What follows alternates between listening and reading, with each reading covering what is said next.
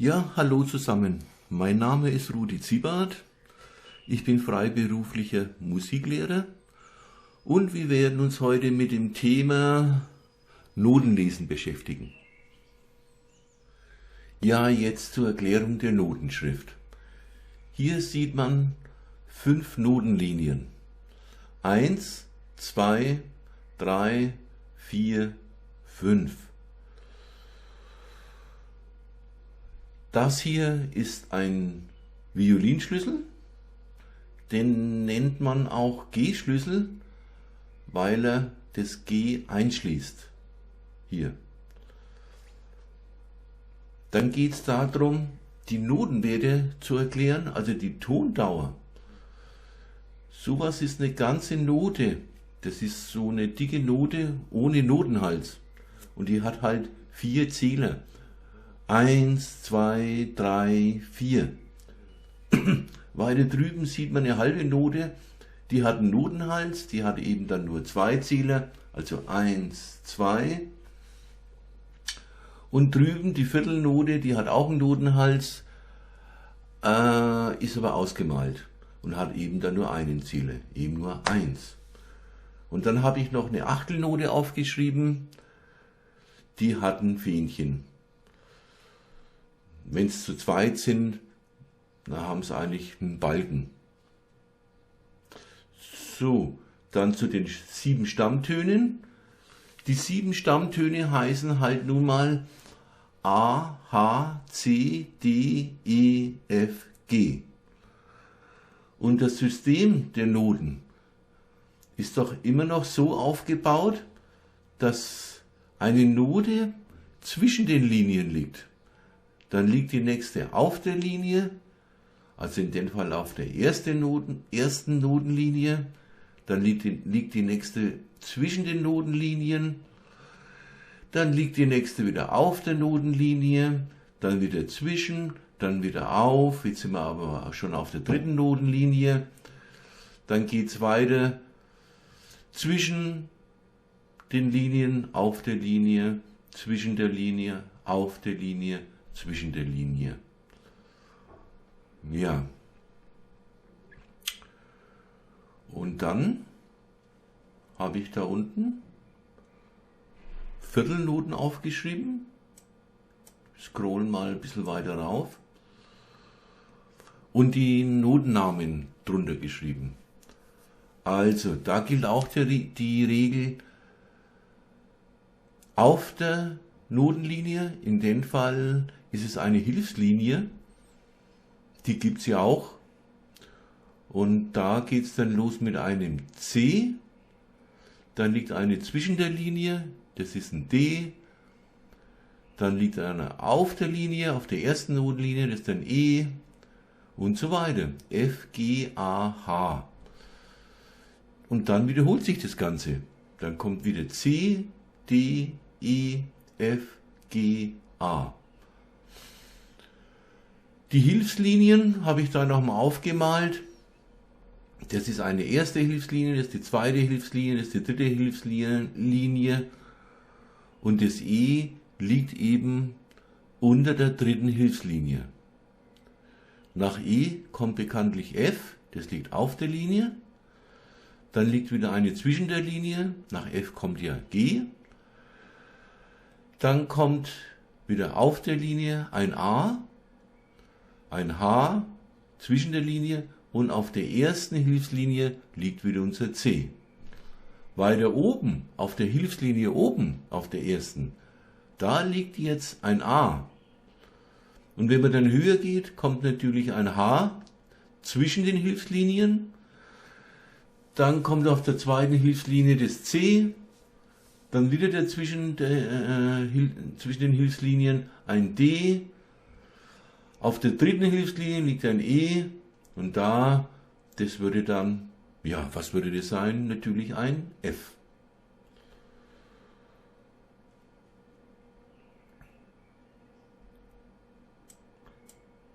So, und dann tun wir mal die zweite Seite machen.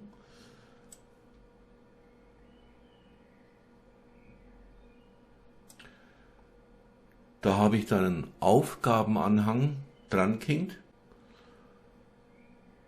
Und da wird dann gefragt, wie heißen folgende Noten? Also, ich mache nicht alle durch, aber das da ist natürlich ein G.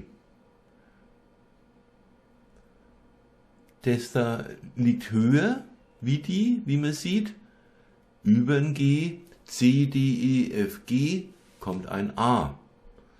Dann fällt der Ton und das ist dann wieder ein G. Das ist natürlich dasselbe. Da steigt der Ton wieder, also über ein G kommt ein H und eins höher ist dann ein H. Die da unten, die liegt auf der ersten Hilfslinie unten. Das kann man sich gut merken, das ist natürlich ein C. Also das würde ein C sein, dann eins höher ist D, da geht es jetzt eins tiefer, das ist ein H und das würde unser G. Und die tiefe Note da muss man dann rückwärts zählen. Also auf der ersten Hilfslinie liegt ein C, wie man weiß, unter dem C kommt ein H, dann kommt ein A und das ist dann ein G. Die da noch vielleicht, das ist eine hohe Note, ja, wo fange ich an zu zählen?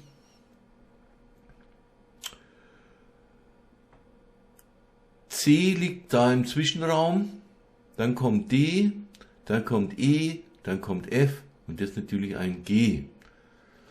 Am Anfang muss man immer zählen und später kriegt man einen Blick für die Noten, dass man dann nimmer zählen muss. Die Tiefe da noch vielleicht.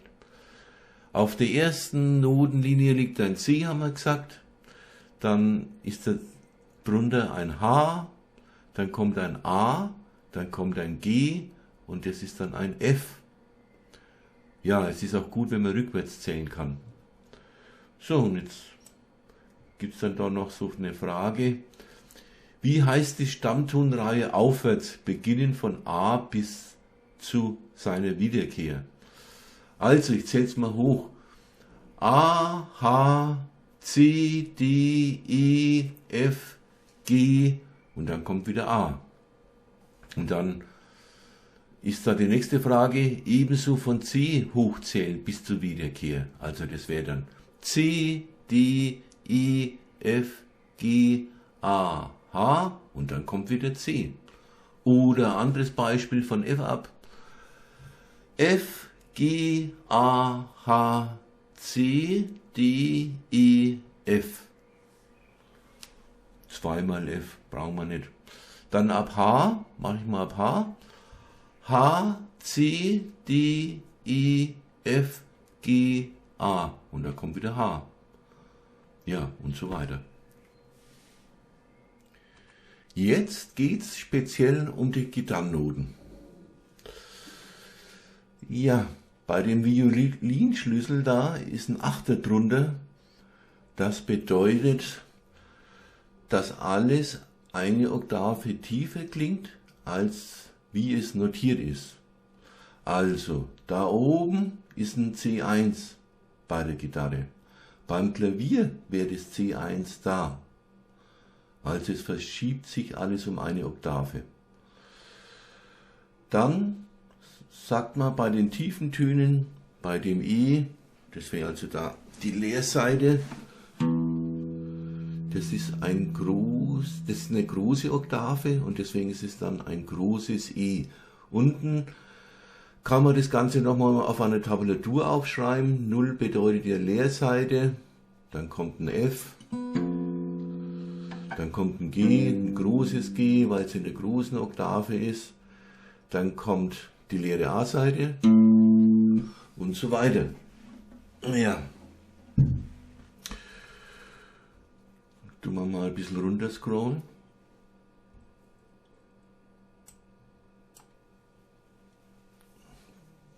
Das geht dann hoch bis zu einem C2, das dann am 8. Bund wäre auf der E-Seite, D, E, F, G bis zum D3, am 22. Bund.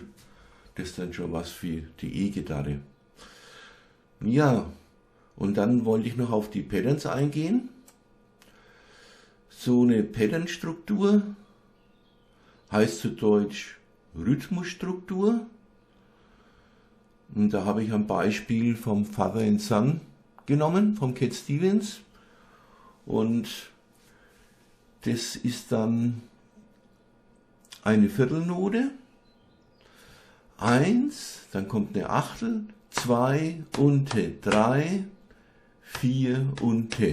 Die Zeichen bedeuten, dass es ein Abschlag ist, ein Downstroke, und das ist ein Aufschlag, ein Upstroke.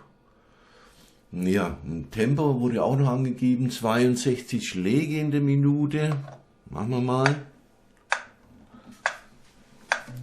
1, 2, 3, 4, okay. 1, 2, 3, 4. 1. Oh, Entschuldigung. 1, 2, 3, 4. 1, 2, 3, 4. 1, 2, 3, 4. Ja, das wäre so das Pattern von dem Cat. Jetzt geht es noch um den Bassschlüssel. Hier sieht man gut, die Doppelpunkte schließen die Note ein und das ist ein F. Und dann kann man von F hochgehen, F, G, A, H, C. Das ist dann schon ein C1. Aber im Violinschlüssel wäre es ein A2 oben.